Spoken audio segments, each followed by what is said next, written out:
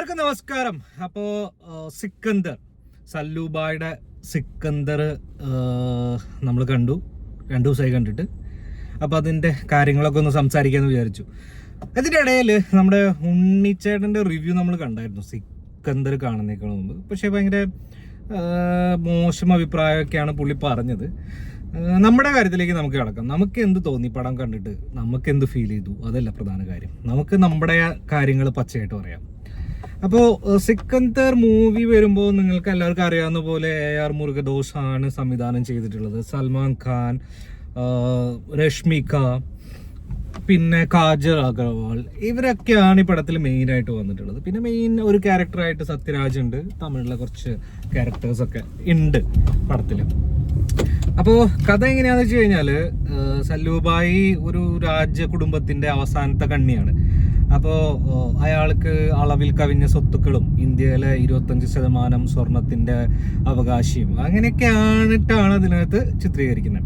അപ്പോൾ പടം തുടങ്ങുമ്പോൾ തന്നെ കാര്യങ്ങളൊക്കെ ഇങ്ങനെ കാണിക്കുന്നു. സല്ലൂബായുടെ കല്യാണം കഴിഞ്ഞിട്ടുണ്ട്, രശ്മികയാണ് വൈഫ്. അപ്പോൾ അതിൻ്റെ ഒരു പ്രശ്നം എന്ന് പറഞ്ഞു കഴിഞ്ഞാൽ, അവരുടെ ഒരു ഫാമിലി ഇഷ്യൂസ് എന്ന് പറഞ്ഞു കഴിഞ്ഞാൽ, സല്ലൂബായിക്ക് ഹ്യൂജ് റെസ്പോൺസിബിലിറ്റീസ് ഉണ്ട്, ലോട്ട് ഓഫ് ബിസിനസ്സസ്. പിന്നെ അതുകൂടാതെ ഒരു കമ്മ്യൂണിറ്റീനെ ആൾ പ്രൊട്ടക്ട് ചെയ്യുന്നു, ഒരു 3000 ഫാമിലി ആൾ ടേക്ക് കെയർ ചെയ്യുന്നുണ്ട്. അപ്പോൾ അതിൻ്റെതായ കാര്യങ്ങളും ഒക്കെ ആയിട്ട് ബിസിയാണ്. വൈഫിന് സമയം കൊടുക്കാൻ പറ്റുന്നില്ല. പക്ഷെ വൈഫാണെന്നുണ്ടെങ്കിൽ അതൊക്കെ മനസ്സിലാക്കുകയും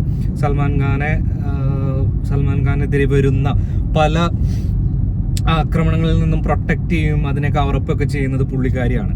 അങ്ങനെ ഇരിക്കുമ്പോൾ ഒരു സന്ദർഭത്തിൽ രശ്മിക കൊല്ലപ്പെടുന്നു. അതിനോടനുബന്ധമായിട്ട് അവരുടെ അവയവങ്ങൾ ദാനം ചെയ്യുന്ന ആൾക്കാരെ കാണുകയും പ്രൊട്ടക്റ്റൊക്കെ ചെയ്യണം. സൽമാൻ ഖാൻ്റെ പ്രീവിയസ് ദാമ്പത്തിക ലൈഫിലെ പോരായ്മകളൊക്കെ നിർത്താൻ വേണ്ടിയിട്ട് അതിൻ്റെ കാര്യങ്ങളൊക്കെ ചെയ്യാൻ വേണ്ടി ഇങ്ങനെ മുന്നോട്ട് പോയിക്കൊണ്ടിരിക്കുന്നു. അതിനോട് അനുസൃതമായിട്ട് കാജൽ അഗർവാളൊക്കെ വരുന്നുണ്ട്. പിന്നെ അതിലങ്ങനെ ഒരു ലവ് സ്റ്റോറി അങ്ങനത്തെ കൈൻഡ് ഓഫ് തിങ്സ് ഒന്നുമില്ല. എന്നാലും സല്ലൂബായുടെ സ്വാഗ് നിങ്ങൾക്ക് അറിയാമല്ലോ, പടത്തിൽ ഉടനീളം നമുക്ക് ആ സ്വാഗ് കാണാൻ പറ്റും.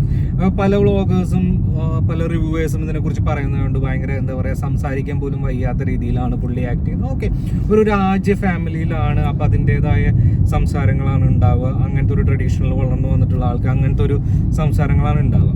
അപ്പോൾ അങ്ങനെ മുന്നോട്ട് പോയിക്കൊണ്ടിരിക്കുമ്പോൾ ഇത് പ്രൊട്ടക്റ്റ് ചെയ്യാൻ വേണ്ടിയിട്ട് നടത്തുന്ന ശ്രമങ്ങളും ഏറ്റവും അവസാനം വലിയ മനസ്സോടെ ആണെങ്കിലും ഒരു റൈവലറിയിലേക്ക് വരികയും അതേപോലെ തന്നെ അതിനകത്തുനിന്ന് ഓവർകം ചെയ്തു വരികയാണ് ചെയ്യുന്നത്.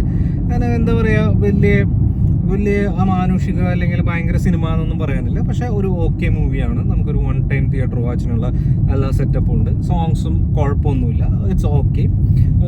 കൈൻഡ് ഓഫ് മുരുകദോസിൻ്റെ ഒരു ഡയറക്ഷനാണ്. ഒരു തമിഴ് കൈൻഡ് ഓഫ് അല്ലെങ്കിൽ തെലുങ്ക് കൈൻഡ് ഓഫ് ടച്ച് ഒക്കെ പടത്തിനുണ്ട്. സോ അതിൻ്റെതായ ഒരു എൻ്റർടൈൻമെൻറ്റ് ഫീലും നമുക്ക് തരുന്നുണ്ട്. അപ്പോൾ മൊത്തത്തിൽ നോക്കുകയാണെന്നുണ്ടെങ്കിൽ ഒരു ഓക്കെ മൂവിയാണ്. നമുക്ക് എല്ലാവർക്കും പോയി കാണാം, എൻജോയ് ചെയ്യാം. അങ്ങനത്തെ ഒരു സെറ്റപ്പിലുള്ള ഒരു മൂവിയാണ്. അപ്പോൾ എല്ലാവരും പടം പോയി കാണുക.